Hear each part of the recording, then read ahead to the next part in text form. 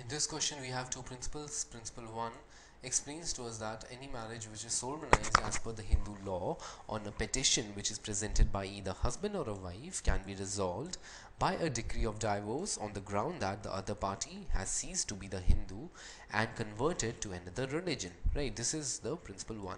Principle 2 explains to us that a person ceases to be a Hindu if he publicly declares that he no more believes or practices Hinduism, right? So basically, principle 1 says that in case you have ceased to be a Hindu, the marriage can be, a petition can be moved for dissolution of marriage, right? That is a ground for dissolution of marriage. On the same way, the principle 2 explains to us that a person shall cease to be a Hindu if he publicly declares the same, right?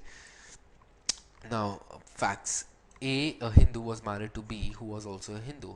After few years, A made an announcement before his family that he no more believed in Hinduism.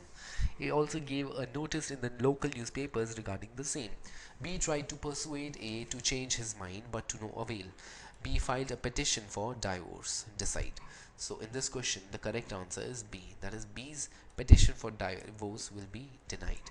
Now, the reason why B is the correct answer is, that is, the petition cannot be granted as A has merely renounced his religion, right? It cannot be granted.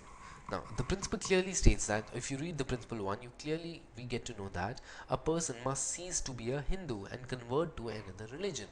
That is, a person has ceased to be a Hindu and converted to another religion. These are the two important essentials, right?